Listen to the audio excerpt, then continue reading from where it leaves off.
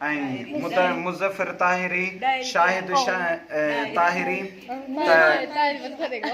इन जो नालो छा आहे, मोहसिन ताहिरी, माजिद ताहिरी, बिलाल ताहिरी, ईमान ताहिरी, सलाम ताहिरी, जो रुज़वान ताहिरी, ॿियो हिन जो भाउ किथे आहे, कामरान ताहिरी। चओ त असां सभु ताहिरी आहियूं।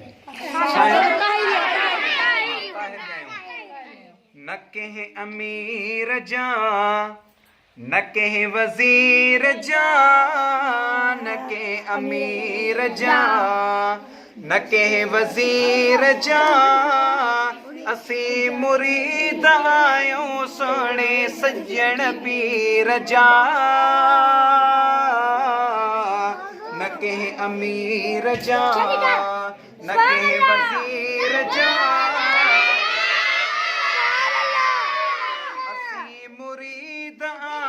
सजण पीर जा। न कंहिं अमीर जा।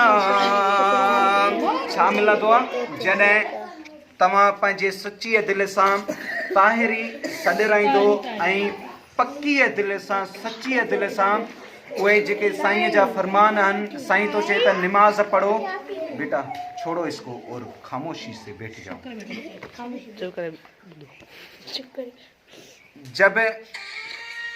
जब हमारे सर कहते हैं, पीर सज्जन कहते हैं कि नमाज पढ़ो तो आप नमाज पढ़ो।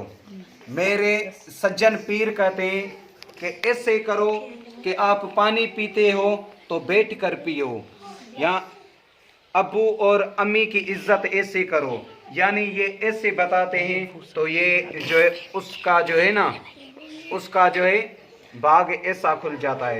जॾहिं नेण सुहिणो निहारींदो आहे, आशिकन जी दिलनि खे जियारींदो आहे।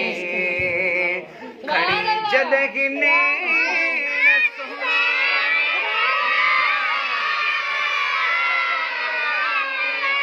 आशिकन जी दिलनि खे जियारींदो आहे। को मौजन में सदा ॾिसो फ़क़ीर अदा, मौजन में सदा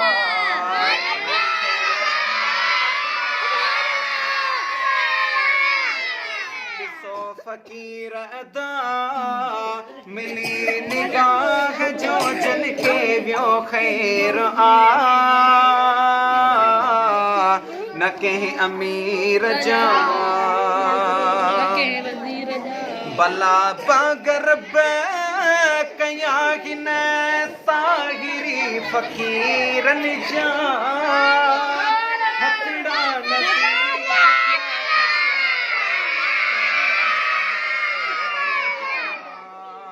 अभी खामोश होकर सुनो और समझो इसको, क्या कहता है ये शायर। भला बगर कया हिन ताहिरी फ़क़ीर जा, हथड़ा नसीब थिया अथसि सुणे सजण पीर जा।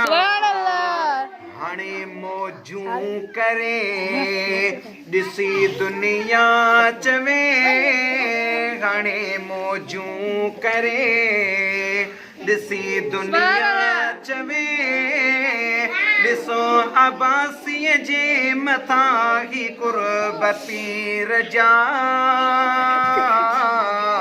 न कंहिं अमीर जा, न कंहिं वज़ीर जा, असीं मुरीद सुहिणे सजण पीर जा।